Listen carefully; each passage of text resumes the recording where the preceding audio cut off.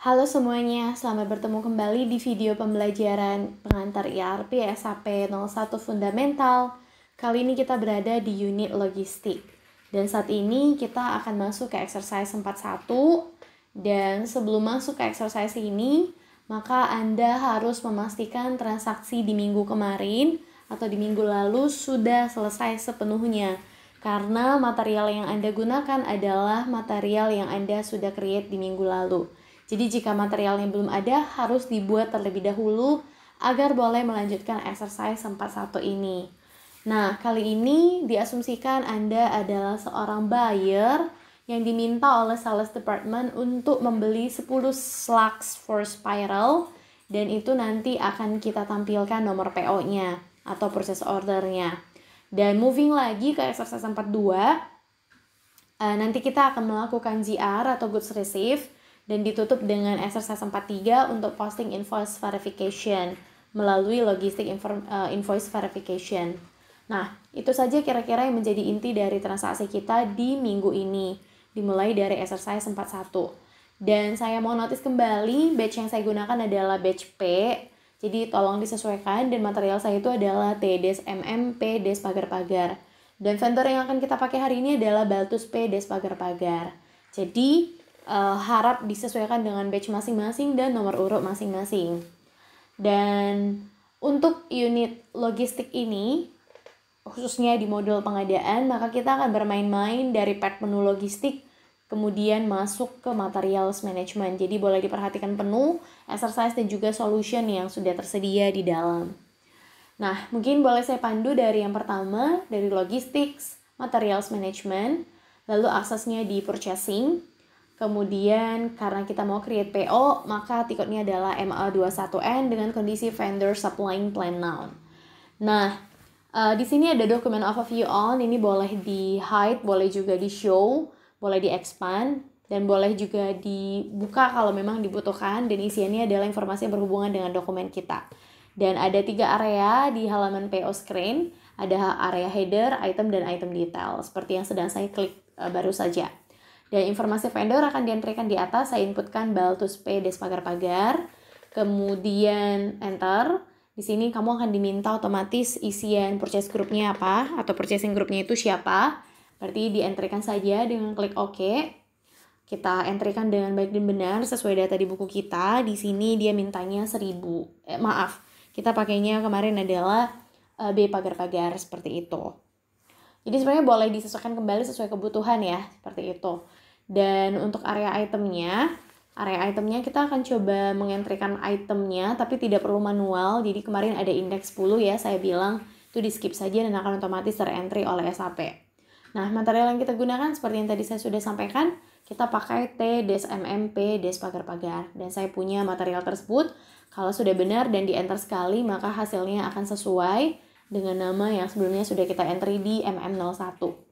Barang yang akan kita beli itu ada sebanyak 10, boleh di enter. Kemudian ini akan menghantarkan Anda untuk isian plan 1000, enter sekali. Kita cek lagi, ya di tempat saya sepertinya ada sedikit kendala. Kalau di tempat Anda tidak ada kendala, di skip saja. Berarti sepertinya saya harus mundur nih, saya harus buka sesi baru untuk melakukan extend. Karena mungkin kemarin ketika saya setting di MM01 ada sedikit kendala. Saya entrikan dulu untuk storage location-nya di 0001. Oke, itu Dresden ya, harusnya ya. Bukan Dresden. Iya, material ledger.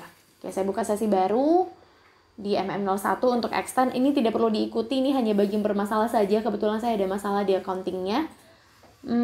Saya pilihnya di accounting 1. Oke, coba kita cek dulu.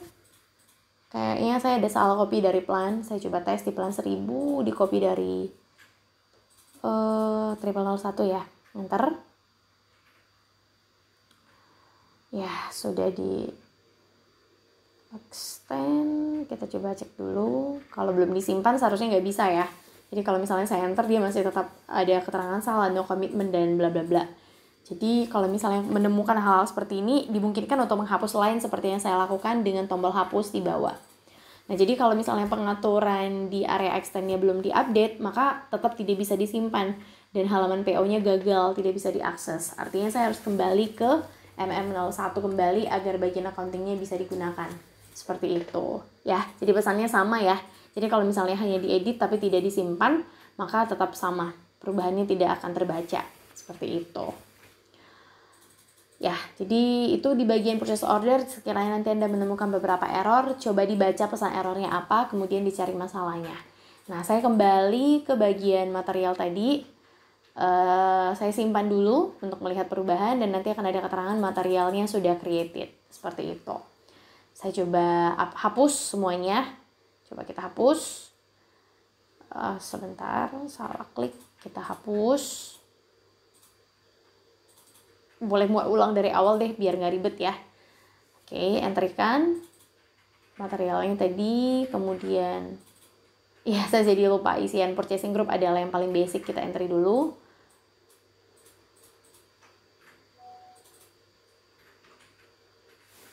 Oke, kita entry di B pagar-pagar, enter. Kemudian vendornya tadi adalah Baltus. Saya malah jadi lupa dari area header, tapi sebenarnya entry-nya harus dari header ya. Dan plannya itu adalah 1000, enter sekali. Kemudian ada net price, ini harus diisi, jadi harus tahu dong harga barangnya berapa. Kita coba entry aja 125, enter. Jadi kalau misalnya kita belanja 10, maka 10 dikali 125, maka tagihan kita tuh sebesar 1250. Entrykan storage location jangan lupa di 0001. Di kanan ya, di sebelah plan.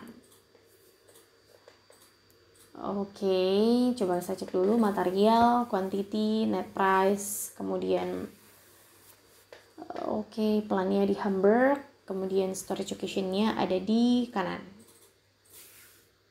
Ya, isikan di 0001, enter. Dan akan otomatis terbaca. Nah, semuanya sudah selesai. Itu saja, simple. Kalau misalnya Anda mengisikan data PO, kalau misalnya ada isi yang berhubungan dengan tag lain, itu boleh dilanjut. Ctrl S untuk menyimpan. Dan saya sudah memiliki satu nomor dengan angka kedepannya itu adalah 45 sekian-sekian. Nomor ini harus diarsip, disimpan agar nanti bisa dilanjutkan ke exercise berikutnya. Jadi kalau misalnya tidak bisa disimpan atau diminta untuk edit, maka harap diedit dulu karena transaksi yang belum lengkap atau belum komplit itu akan menyulitkan nantinya untuk kamu lanjutkan di exercise lanjutan. Seperti itu. Oke, ini nomor saya 45 sekian-sekian, belakangnya 702. Dan selanjutnya kita moving ke exercise lanjutan. Diminta tadi di soal nomor 2 untuk kita display ya. Jadi sebenarnya dari menu ada purchase order, klik ada document. Di sini akan tampil versi displaynya. Atau boleh juga dari menu bar, purchase order, pilih display change, dan kamu bisa mengubah kembali dan otomatis mengantarkan kamu ke ML21N kembali. Kalau misalnya kita mau display kembali, ya dari atas, dan akan otomatis tidak bisa diedit. Nah, dengan single screen di ML21N, seperti itu. Tapi bagaimana kalau misalnya saya ingin mengecek dari menu bar miss atau dari pad menu? Nah, boleh nih, dari pad menu kita ambilnya di ML23N, pilih yang display. Dan ini adalah tampilannya, seperti itu. Oke, saya rasa cukup jelas di bagian itu. Kalau ada yang kurang jelas nanti boleh di-confirm. Kita coba moving ke exercise lanjutan di create goods received by referencing to PO number atau PO sebelumnya. Nah, bagian ini sekali lagi membutuhkan data PO Anda. Tolong disalin angka yang tadi itu sudah kamu create. Karena nanti akan kita pakai kalau misalnya kehilangan nomor akan menyulitkan ketika create goods received-nya. Dan sebenarnya bisa dicari sih nomornya. Tapi kalau misalnya kamu sudah simpan, nah itu bisa lebih cepat. Seperti itu. Kembali ke SAP Easy Access, saya akan /n. Dan kita masih berada di menu logistics. Jangan lupa ya, karena pengadaan masih berada di logistik, hanya beda di pad menu. Kalau tadi kita di materials management yang purchasing, sekarang kita beradanya di inventory management. Pilihnya adalah goods movement yang MIGO. Silakan dieksekusi. MIGO adalah tiket untuk goods reserve. Kemudian boleh difavoritin deh kalau misalnya seneng, biar nggak susah aksesnya. Nah, nomor PO-nya di paste di bagian kotak purchase order number, masukkan di sana. Saya punya 45 sekian-sekian. Dan sebenarnya di area kiri itu, di bagian area overview itu bisa di-expand. Jadi saya masukin aja nomor PO saya. Plannya 1000 ya. Saya isi di bagian ordering plan, 1000, enter. Kemudian movement type-nya kalau Anda perhatikan di bagian kanan, saat ini ada 101 dan otomatis nama materialnya akan terbaca dari PO sebelumnya sebanyak 10, termasuk juga sampai kepada storage occasion-nya dan plan-nya. Jadi goods movement itu ada banyak. Contohnya saya buka di 101, 102, 103. Bisa aja barang berpindah karena ada release, karena mungkin ada return, consumption, withdraw, receipt, dan segala macamnya. Itu yang mau dicontohkan dari transaksi ini. Jadi kalau ada pertanyaan, saat ini kamu lagi buatin GR karena apa? Oh, karena ada goods receive. Goods receive karena pengadaan, seperti itu. Oke, jadi bagian ini simpel sekali. Kalau misalnya ternyata ada perubahan quantity, awalnya saya pesan 10, ternyata yang datang 8, itu semua boleh kita atur dari quantity, tab quantity. Kemudian lokasinya mau berubah nih, kita bisa aturnya di where.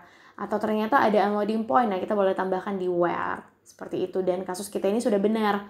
Nggak ada perubahan dengan data PO saya, semuanya sudah pas, maka saya tinggal lanjutkan saja. Dan itu sangat sederhana. Di bawah ada tombol centang item OK. Jadi begitu kamu centang, artinya konfirmasi go reserve-nya sudah clear. Jadi hati-hati di bagian ini, karena quantity unit entry dengan yang kamu centang itu akan menjadi penentu di bagian verifikasi nantinya seperti yang ada di data buku kita.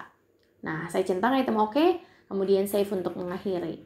Dan otomatis akan muncul sebuah material dokumen dengan angka kepala 5 di depannya.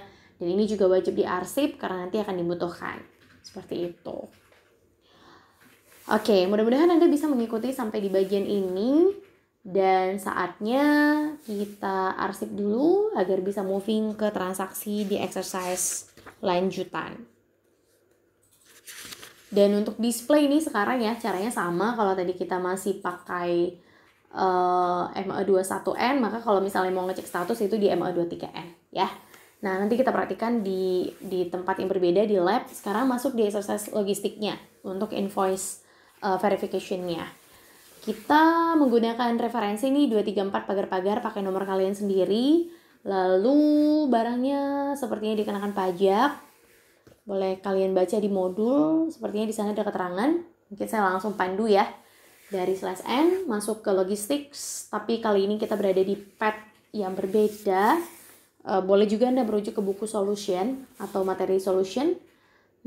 Kita tinggalkan inventory management. Kita masuknya itu ke list, logistics invoice verification. Kita tutup dulu yang purchasing inventory-nya. Kita masuk ke bagian logistic invoice verification, dan di sini ada document entry, boleh dibuka, dan ada Miro enter invoice untuk proses invoice logistiknya. Oke, double klik saja, dan akan ada keterangan bahwa ada sesuatu yang belum di-maintain, jadi perlu dicek kembali gitu ya. Nah, semuanya aman. Kita isikan tanggalnya, tanggal hari ini atau tanggal kapan kamu melakukan enter incoming invoice. Contohnya saya hari ini 3 Oktober 2023. Nah, hati-hati ketika mengentrikan format tanggal ya, karena nanti fatal dampaknya. Jadi harus mengikuti standar di SAP-nya. Entrikan referensinya 234 pagar-pagar. Perhatikan contoh saya salah ya, saya tadi mengisikan yang salah. Maka ini harus saya ganti, saya harus buat seperti yang bawaan pakai strip gitu. Dan itu akan otomatis benar. Dan kalau misalnya ternyata Anda menemukan ada transaksi yang dikenakan pajak, maka select pajaknya di SAP itu banyak banget, dan kasus kita ini kalau saya nggak salah itu dimintanya 16%. Nah, nomor PO yang tadi kamu sudah catat di awal itu disalin dan pindahkan ke purchase order number yang ada di bawah. Jadi area header dan detailnya bisa sesuai seperti itu. Nah, kalau misalnya udah benar itu bisa dicentang. Kira-kira seperti itu ya. Jadi ini contoh sederhana saja, masih tes-tes saja. Kalau misalnya Anda mau menagihkan, maka nominal yang ditagihkan itu harus sesuai antara yang di atas dengan yang di bawah, termasuk juga jika sudah dihitung dengan pajak. Seperti itu. Saya coba cek pajak kita sepertinya 16% ya. Oke, 16%, dan itu nanti boleh dikalkulate. Ada tombol calculate-nya biar dia otomatis terhitung seperti itu. Jadi misalnya 16%-nya, sekian. Kira-kira seperti itu. Oke, biar gak bingung dan gak salah ya, saya back kembali biar Anda bisa mengikuti dengan baik dan benar. /n di Miro, tanggal hari ini. Kebetulan saya tanggal 3, Anda boleh mengatur kembali dengan tanggal transaksi. Referensinya 234 pagar-pagar.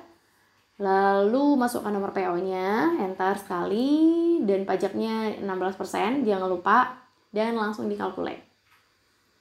Ya, dikalkulate pajaknya. Kemudian ada amount sebesar 1.450 sesuai dengan tagihan di atas. Jadi antara yang di atas dan di bawah itu harus balance. Kemudian boleh dicentang di area bawah untuk statusnya. Dan sudah selesai. Doakan statusnya akan bertanda hijau yang artinya balance. dan debit kreditnya sesuai, seperti itu. Ini adalah akhir dari incoming invoice untuk company code 1000 di transaksi kita hari ini. Selamat mencoba, Ctrl S untuk melanjutkan. Dan hasilnya adalah Anda akan mendapatkan nomor dokumen, boleh dicatat, disalin, dan diarsip tentunya karena seterusnya akan dipakai. Seperti itu. Angka kepala depannya adalah 51 sekian-sekian. Oke, jadi cukup mudah ya. Transaksi ini cukup mudah, Anda hanya perlu menyimak rangkaian urutan transaksinya dan mengeksekusinya dengan baik dan benar. Selamat mencoba, semoga berhasil semuanya.